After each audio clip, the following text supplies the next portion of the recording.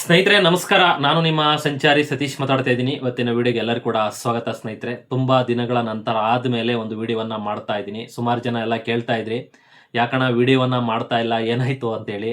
ಇಲ್ಲ, ಒಂದು ವಿಡಿಯೋವನ್ನ ನಾವೇನಾದ್ರು ಕೂಡ ಮಾಡ್ಲಿಕ್ಕೆ ಕುತ್ಕೊಂಡಂತ ಸಂದರ್ಭದಲ್ಲಿ ಅದಕ್ಕೆ ಆದಂತಹ ಒಂದು 2 ಅವರ್ ಟೈಮ್ ಕೊಡಬೇಕಾಗ್ತದೆ. ಅದನ್ನ ವಿಡಿಯೋ ಮಾಡಿ ಎಡಿಟಿಂಗ್ ಮಾಡಿ ನಾವು ಪೋಸ್ಟ್ ಮಾಡೋ ಹೊತ್ತಿಗೆ ಒಂದು 2 ಅವರ್ ಕೂಡ ಟೈಮ್ ಹಿಡಿತಿದೆ. ಈಗ ಬೇರೆ ಡ್ಯೂಟಿ ಇಲ್ಲ. ನಾವು ಯಾವ ಟೈಮಿಂಗ್ಸ್ ಲೆಕ್ಕಾಚಾರದಲ್ಲಿ ಹೋದ್ರೆ ಡ್ಯೂಟಿ ಆಗಲ್ಲ. ಪೀಕ್ ಅವರ್ಗಳಲ್ಲಿ ಮಾತ್ರ ಏನೋ ಅಲ್ಪ ಸ್ವಲ್ಪ ಡ್ಯೂಟಿಗಳಾಗ್ತಾ ಇದೆ. ಅದನ್ನು ಹೋಗಿ ನಾವು ಮುಂಚೆಲೆ ಮಾಡ್ಕೊಳ್ಬೇಕು. ಮಧ್ಯಾಹ್ನ ಹೊತ್ತ ಇಲ್ಲ ಅಂತಂದರೆ ಖಾಲಿ ಪಲಾವ್, ಯಾವುದೂ ಡ್ಯೂಟಿಗಳಾಗ್ತಾ ಇಲ್ಲ. ಇತ್ತೀಚೆಗೆ ಬೈಕ್ ಟ್ಯಾಕ್ಸಿಗೂ ಕೂಡ ತೀರ್ಮಾನ, ಏನು ಬೈಕ್ ಟ್ಯಾಕ್ಸಿಯ ಪರವಾಗಿ ಏನು ಹೈಕೋರ್ಟ್‌ನಲ್ಲಿ ಒಂದು ತೀರ್ಪು ಬಂದಿರೋಂಥದ್ದು ಎಲ್ಲರೂ ಕೂಡ ಗೊತ್ತಿದೆ.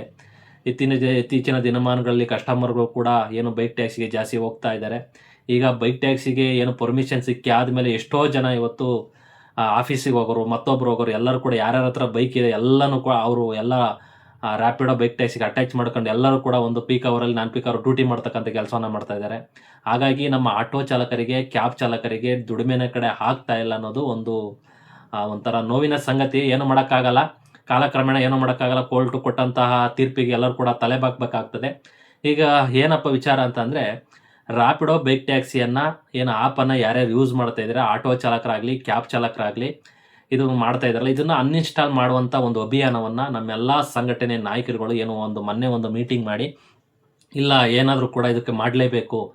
ಇಲ್ಲ ಅಂತ ಅಂದರೆ ನಮಗೆ ಚಾಲಕರಿಗೆ ಉಳಿಗಾಲ ಇಲ್ಲ. ಮುಂದಿನ ದಿನಗಳಲ್ಲಿ ಭಾಳ ಬಿಸ್ನೆಸ್ ಇಲ್ಲ. ಎಷ್ಟೋ ಜನ ಮಕ್ಳು ಓದಿಸೋದಾಗಿರ್ಬೋದು, ಬಾಡಿಗೆ ಕಟ್ಟೋದಾಗಿರ್ಬೋದು, ಭಾಳ ಕಷ್ಟ ಆಗ್ತಿದೆ. ಗಾಡಿ ಲೋನು ಮತ್ತೊಂದು ಬಿಸ್ನೆಸ್ ಇಲ್ಲ ಅಂತೇಳಿ ಅವರವರ ಅಳುವನ್ನು ತೊಳ್ಕೊಂಡು ಸಂಘಟನೆ ನಾಯಕರುಗಳೆಲ್ಲರೂ ಕೂಡ ಒಂದು ತೀರ್ಮಾನವನ್ನು ಮಾಡಿದ್ದಾರೆ.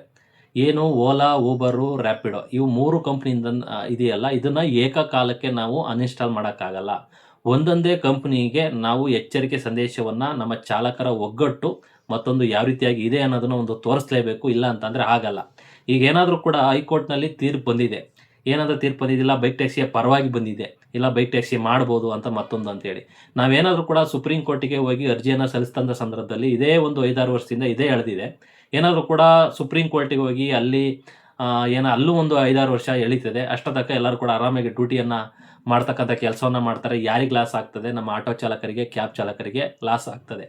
ಹೀಗಾಗಿ ಈ ಒಂದು ನಿಟ್ಟಿನಲ್ಲಿ ಎಲ್ಲರೂ ಕೂಡ ರ್ಯಾಪಿಡೋ ಕಂಪ್ನಿಯವನಿಗೆ ಒಂದು ಬಿಸಿ ಮುಟ್ಟಿಸ್ತಕ್ಕಂಥ ಕೆಲಸವನ್ನು ಮಾಡಬೇಕು. ಅನ್‌ಇನ್‌ಸ್ಟಾಲ್ ಅಭಿಯಾನವನ್ನು ಮೊದಲು ಮಾಡೋಣ.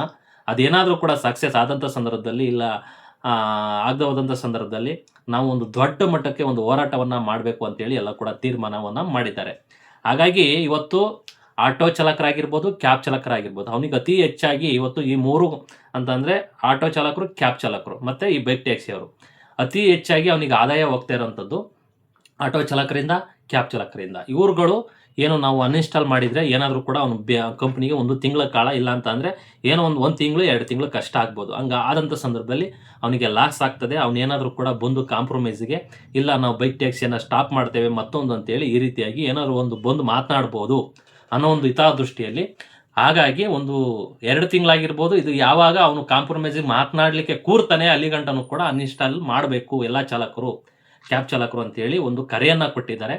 ಅಂತಂದ್ರೆ ಏಕಕಾಲಕ್ಕೆ ಈಗ ಆಟೋ ಚಾಲಕರು 3 ಲಕ್ಷ, ಸರಿಸುಮಾರು 3 ಲಕ್ಷ ಜನ ಇದ್ದಾರೆ. ಏನು ಕ್ಯಾಬ್ ಚಾಲಕರು ಸರಿಸುಮಾರು ಅವರು ಕೂಡ ಒಂದು 3-4 ಲಕ್ಷ ಜನ ಇದ್ದಾರೆ. ಇವರೆಲ್ಲರನ್ನೂ ಕೂಡ ಒಂದು ಕಡೆ ಸೇರಿಸಿ ದೊಡ್ಡ ರೀತಿಯಲ್ಲಿ ಒಂದು ಅಭಿಯಾನವನ್ನು ರೀತಿಯಲ್ಲಿ ಮಾಡಬೇಕು ಅಂತೇಳಿ ಎಲ್ಲ ಕೂಡ ತೀರ್ಮಾನವನ್ನು ಮಾಡಿದ್ದಾರೆ. ಅದು ಯಾವ ಸ್ಥಳ ಮತ್ತೊಂದು ಅಂತೇಳಿ ಇನ್ನೂ ಕೂಡ ನಿಗದಿ ಮಾಡಿಲ್ಲ. ಆ ನಿಗದಿ ಮಾಡಿದಂಥ ಸಂದರ್ಭದಲ್ಲಿ ನಾನು ಡಿಸ್ಕ್ರಿಪ್ಷನಲ್ಲಿ ಅದನ್ನು ಡೇಟು ಮತ್ತೊಂದೆಲ್ಲನೂ ಕೂಡ ಹಾಕ್ತೇನೆ. ಹಾಗಾಗಿ ಎಲ್ಲ ಚಾಲಕರು ಅಷ್ಟೇ ನಾನು ಹೇಳೋವಂಥದ್ದು, ಇವತ್ತು ನಾವು ಊಟ ಮಾಡುವಂತಹ ತಟ್ಟೆಗೆ ಬಂದು ಇನ್ನೊಬ್ರು ಯಾರೋ ಕೈ ಹಾಕಿ ತಿಂತಾವ್ರೆ ಅಂತ ಅಂದಾಗ ನಾವು ಸುಮ್ಮನೆ ಕೈ ಕೊಟ್ಟು ಕೂರಕ್ಕಾಗಲ್ಲ. ಏಕೆಂತಂದರೆ ಇವತ್ತು ನಮ್ಮ ದುಡಿಮೆ ಯಾವ ರೀತಿಯಾಗಿದೆ ಅಂತ ಎಲ್ಲ ಕೂಡ ಗೊತ್ತಿದೆ. ನೀವೇನಾದರೂ ಕೂಡ ಅದು ಗಿಡವಾದಾಗಲೇ ಚುಚ್ಚು ಹಾಕಿದರೆ ಇಷ್ಟೊಂದು ದೊಡ್ಡದು ಮಟ್ಟದಲ್ಲಿ ಬೆಳೀತಾ ಇರಲಿಲ್ಲ. ಎಲ್ಲ ನಮ್ಮ ಡ್ರೈವರ್ಗಳು ಇನ್ಸೆಂಟಿವ್ ಮತ್ತೊಂದು ಫೋನ್ ಕೊಡ್ತಾರೆ, ಏನು ಡ್ಯೂಟಿ ಜಾಸ್ತಿ ಕೊಡ್ತಾ ಇದ್ದಾರೆ, ಒಂದು ಡ್ಯೂಟಿಗೆ ₹20 ಎಕ್ಸ್ಟ್ರಾ ಕೊಡ್ತಾ ಇದ್ದಾರೆ ಮತ್ತೊಂದು ಅಂತೇಳಿ ಈ ರೀತಿಯಾಗಿ ಆಸೆ ಭಾವನೆಗಳನ್ನು ಅವ್ನು ತೋರಿಸಿ ಈ ರೀತಿಯಾಗಿ ಅನ್ಕೊಂಡ್ಬಿಟ್ರು ನಮ್ಮ ಚಾಲಕರು, ಇದರಿಂದ ನಮಗೇನೂ ಆಗಲ್ಲ ಅಂತೇಳಿ. ಈಗ ಯಾವಾಗ ಬೈಕ್ ಟ್ಯಾಕ್ಸಿ ಪ್ರಾರಂಭವಾಯಿತು ಆಗ ನಮ್ಮ ಚಾಲಕರಿಗೆ ದುಡಿಮೆ ಯಾವ ಥರ ಇದೆ, ನಮ್ಮ ಪರಿಸ್ಥಿತಿ ಹಿಂಗಾಗಿದೆಯಲ್ಲ ಅಂತೇಳಿ ಈಗೀಗ ಚಾಲಕರಿಗೆ ಮನವರಿಕೆ ಆಗ್ತಾ ಇದೆ. ಹಾಗಾಗಿ ಪ್ರತಿಯೊಬ್ಬ ಚಾಲಕನಿಗೂ ಕೂಡ ಅದೇನೋ ಹೇಳ್ತಾರಲ್ಲ ಗಾದೆ ಮಾತು, ಹಂಗಾಯಿತು ಆ ಥರ ಆಗುತ್ತೆ. ಮುಂಚೆನೇ ಇದು ಯಾರಿಗೆ ಮಾರ್ಕ್ ಆಗ್ತದೆ ಅಂತೇಳಿ ಪ್ರತಿಯೊಬ್ಬರು ಕೂಡ ತಿಳ್ಕೊಳ್ಬೇಕಾಗ್ತದೆ. ಈ ಅಗ್ರಿಗೇಟರ್ ಸಂಸ್ಥೆಗಳು ನಮ್ಮನ್ನು ಯಾವ ರೀತಿಯಾಗಿ ಫಸ್ಟ್ ಟೈಮು ಅವ್ರು ಕಾಲಿಟ್ಟಾದಂಥ ಸಂದರ್ಭದಲ್ಲಿ ಯಾವ ರೀತಿಯಾಗಿ ಬಕ್ರಗಳನ್ನು ಮಾಡಿದ್ರು, ಈಗ ಅದೇ ಅವರುಗಳು ನಮ್ಮನ್ನ ಗುಲಾಮರ ರೀತಿಯಲ್ಲಿ ಟ್ರೀಟನ್ನು ಮಾಡ್ತಾ ಇದ್ದಾರೆ. ಈಗ ಏನಾದರೂ ಕೂಡ ಇಲ್ಲಿ ಡ್ರೈವರ್‌ಗಿಂತ ಕಸ್ಟಮರ್‌ಗಳಿಗೆ ಅವ್ರು ಇಂಪಾರ್ಟೆಂಟ್. ಯಾಕೆಂತಂದ್ರೆ ಏನೋ ಒಬ್ಬ ಡ್ರೈವರು ಇಲ್ಲ ಮಾತಿನಲ್ಲಿ ಚಕಮಕಿ ನಡೆದು ಏನಾದರೂ ಒಂದು ಕಸ್ಟಮರ್ ಇಲ್ಲ ಅವನೊಂದು ಮಾತಾಡ್ಬೋದು, ಇಲ್ಲ ನಾವೊಂದು ಮಾತಾಡ್ಬೋದು. ಅದೇನಾದ್ರು ಮಾತಾಡಿದಂಥ ಸಂದರ್ಭದಲ್ಲಿ ಆ ಕಸ್ಟಮರ್ ಏನಾದ್ರು ಅವ್ರಿಗೆ ಮೇಲ್ ಮಾಡೋದು ಮತ್ತೊಂದು ಕಂಪ್ಲೇಂಟ್ ಮಾಡೋವಂಥದ್ದು ಮಾಡದಂಥ ಸಂದರ್ಭದಲ್ಲಿ ಅವ್ರುಗಳಿಗೆ ಒಂದು ಐಡಿಯಾನ ಲಾಕ್ ಮಾಡ್ತಕ್ಕಂಥ ಕೆಲಸವನ್ನ ಮಾಡ್ತಾರೆ. ಅಂತಂದ್ರೆ ಅವ್ರ ಕಂಪ್ಲೇಂಟನ್ನ ಬೇಗ ಗಂಭೀರವಾಗಿ ತಗೋತಾರೆ. ಒಬ್ಬ ಡ್ರೈವರ್ ಏನಾದರೂ ಕೂಡ ಕಂಪ್ಲೇಂಟ್ ಮಾಡದಂಕ ಡೋಂಟ್ ಕೇರ್ ಅಂತ ಇದ್ದಾರೆ. ಈ ರೀತಿಯಾಗಿ ಗುಲಾಮರ ರೀತಿಯಲ್ಲಿ ನಾವು ಬದುಕುವಂತಹ ಸ್ಥಿತಿಗಳಾಗಿದೆ. ಎಷ್ಟೋ ಐಡಿಗಳು ಲಾಕ್ ಮಾಡಿದ್ದಾರೆ. ಹಾಗಾಗಿ ಈ ರೀತಿಯಾಗಿ ನೀವು ತಪ್ಪು ಮಾಡಿದ್ದೀರಾ, ಮತ್ತೊಂದು ಕಸ್ಟಮರ್‌ಗೆ ಅವಾಚ್ಯ ಶಬ್ದಗಳಿಂದ ನಿಂದನೆ ಮಾಡಿದ್ದೀರಾ, ಬೈದಿದ್ದೀರಾ, ಹಂಗೆ ಹಿಂಗೆ ಅಂತೇಳಿ ಈ ರೀತಿಯಾಗಿ ಮಾಡುವಂಥದ್ದು. ಹಾಗಾಗಿ ಅಗ್ರಿಗೇಟರ್ ಸಂಸ್ಥೆಗಳನ್ನ ನಮ್ಮ ಒಂದು ಕಪಿಮುಷ್ಟಿಯಲ್ಲಿ ಇಟ್ಕೊಳ್ತಕ್ಕಂಥ ಕೆಲಸವನ್ನ ಮಾಡಬೇಕಾಗಿತ್ತು. ಆದ್ರೆ ನಾವುಗಳು ಮಾಡಿಲ್ಲ. ಅವ್ರು ನಮ್ಮ ವೀಕ್‌ನೆಸ್‌ಗಳನ್ನ ತಿಳ್ಕೊಂಡ್ಬಿಟ್ಟಿದ್ದಾರೆ. ಯಾಕೆಂತಂದ್ರೆ ಇವ್ರಿಗೆ ಏನಾದ್ರು ಕೂಡ ಒಂದು ಆಸೆ ಆಕಾಂಕ್ಷೆಗಳನ್ನ ತೋರಿಸಿದ್ರೆ ಎಲ್ಲಾ ತರ ಕುರಿ ತರ ತುಂಬ್ಕೋತಾರೆ. ಈ ರೀತಿಯಾಗಿ ಡ್ಯೂಟಿ ಮಾಡ್ತಾರೆ. ನಮಗೆ ಆದಾಯ ಹೆಚ್ಚು ಬರ್ತದೆ. ಮತ್ತೆ ಯಾವ ಟೈಮಲ್ಲಿ ಯಾವ ಟ್ರಿಕ್ಸ್‌ಗಳನ್ನ ಉಪಯೋಗಿಸಿದ್ರೆ ನಮ್ಮ ಆಪಲ್ಲಿ ಡ್ಯೂಟಿ ಮಾಡಿಸ್ಬೋದು ಇವ್ರ ಕೈಲಿ. ಮತ್ತು ನಾವು ಎಷ್ಟೊಂದು ಆದಾಯ ತಗೋಬಹುದು ಅಂತೇಳಿ ಈ ಅಗ್ರಿಗೇಟರ್ ಸಂಸ್ಥೆಗಳು ಚೆನ್ನಾಗಿ ತಿಳ್ಕೊಂಡ್ಬಿಟ್ಟಿದ್ದಾರೆ. ಹಾಗಾಗಿ ಪ್ರತಿಯೊಬ್ಬ ಚಾಲಕನು ಕೂಡ ಈಗ ಅವನದೇ ಏನು ಅನುಭವ ಆಗ್ತಾ ಇದೆ ಅವನಿಗೆ ಗೊತ್ತಾಗ್ತಾ ಇದೆ. ಹಾಗಾಗಿ ಈ ಒಂದು ಅನ್‌ಇನ್‌ಸ್ಟಾಲ್ ಅಭಿಯಾನಕ್ಕೆ ಪ್ರತಿಯೊಬ್ಬ ಚಾಲಕನು ಕೂಡ ಕೈ ಜೋಡಿಸಿದಂಥ ಸಂದರ್ಭದಲ್ಲಿ ಇದೊಂದು ಸಕ್ಸೆಸ್ ಆಗುವಂತಹ ಎಲ್ಲ ಮೂವ್‌ಮೆಂಟು ಇದೆ. ಹಾಗಾಗಿ ಈಗ ಯಾವುದೇ ಒಂದು ನಾಯಕರುಗಳು ಮತ್ತೊಬ್ಬರು ಏನಾದ್ರು ಒಂದು ಹೋರಾಟಕ್ಕೆ ಕರೆದಂಥ ಸಂದರ್ಭದಲ್ಲಿ ಪ್ರತಿಯೊಬ್ಬ ಚಾಲಕನು ಕೂಡ ಅಲ್ಲಿಗೆ ಹೋಗಿ ಸೇರಬೇಕು ಅನ್ನೋದು ಒಂದು ಇರಬೇಕು. ಕೆಲವರು ಏನು ಮಾಡ್ತಾರೆ ಅಂತಂದ್ರೆ ಯಾರೋ ಅಲ್ಲಿ ಹೋರಾಟವನ್ನ ಮಾಡ್ತಾ ಇದ್ದಾರೆ, ನನ್ನ ಮಕ್ಕಳು ಸ್ಕೂಲ್ ಫೀಸ್ ಕಟ್ತಾರಾ, ಇಲ್ಲ ಮನೆ ಬಾಡಿಗೆ ಕಟ್ಟಬೇಕು ಇವ್ರು ಕೊಡ್ತಾರ ಅಂತೇಳಿ ಈ ರೀತಿಯಾಗಿ ಉಡಾಪೆ ಮಾತುಗಳನ್ನ ಆಡ್ತಾ ಇರ್ತಾರೆ ಡ್ರೈವರ್‌ಗಳು. ನೋಡಿ, ಒಂದ್ ದಿವಸಕ್ಕೆ ನೀವು ಕೂಲಿಗೋಸ್ಕರ ವರ್ಷದ ಕೂಲಿ ಕಳ್ಕೊಬೇಕಾಗ್ತದೆ ಅಂತ ಹೇಳ್ತಾರಲ್ಲ, ಆ ರೀತಿಯಾಗಿ ಆಗಿದೆ ಇವತ್ತಿನ ಪರಿಸ್ಥಿತಿ ನಿಮ್ಗಳಿಂದ.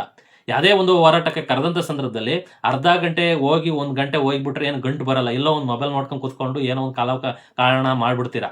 ಹಾಗಾಗಿ ಪ್ರತಿಯೊಬ್ಬ ಯಾರೇ ಒಬ್ರು ಕರೆದಂಥ ಸಂದರ್ಭದಲ್ಲಿ ಪ್ರತಿ ಚಾಲಕರು ಹೋಗಿ ಅಲ್ಲಿ ಭಾಗವಹಿಸ್ತಕ್ಕಂಥ ಕೆಲಸವನ್ನ ಮಾಡಿದಾತಂತಂದ್ರೆ ಆ ಹೋರಾಟಕ್ಕೆ ಜಯ ಸಿಗ್ತದೆ. ಒಗ್ಗಟ್ಟಿನಲ್ಲಿ ಬಲವಿದೆ ಅನ್ನೋದನ್ನ ಈ ಅಗ್ರಿಗೇಟರ್ ಸಂಸ್ಥೆಗಳಿಗೆ ಪ್ರತಿಯೊಬ್ಬರು ಕೂಡ ನೋಡ್ಕೊಳ್ಬೇಕು, ಆ ರೀತಿಯಾಗಿ ತೋರಿಸ್ಬೇಕು.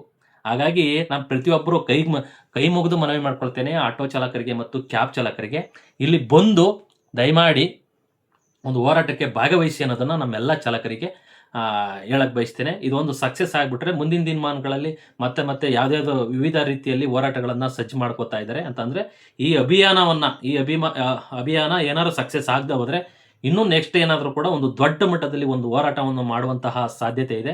ಹಾಗಾಗಿ ನೋಡೋಣ ಯಾವ ರೀತಿಯಾಗಿ ಎಲ್ಲರೂ ಕೂಡ ಕೈ ಜೋಡಿಸಲೇಬೇಕು ಪ್ರತಿಯೊಬ್ಬರು ಕೂಡ. ಹಾಗಾಗಿ ಪ್ರತಿಯೊಬ್ಬ ಚಾಲಕರು ಕೂಡ ಮನವಿ ಮಾಡ್ಕೊಳ್ತಾ ಇದ್ದೀನಿ, ಯಾವುದೇ ಒಂದು ಹೋರಾಟಕ್ಕೆ ಕರೆದಂಥ ಸಂದರ್ಭದಲ್ಲಿ ಪ್ರತಿಯೊಬ್ಬರು ಚಾಲಕರು ಬಂದು ಭಾಗವಹಿಸಿ ಆ ಒಂದು ಏನು ಕಾರ್ಯಕ್ರಮವನ್ನು ಯಶಸ್ವಿ ಮಾಡಿ ಅಂತೇಳಿ ನಮ್ಮ ಎಲ್ಲ ಚಾಲಕರು ಕೂಡ ಹೇಳಕ್ ಬಯಸ್ತೇನೆ ಸ್ನೇಹಿತರೆ.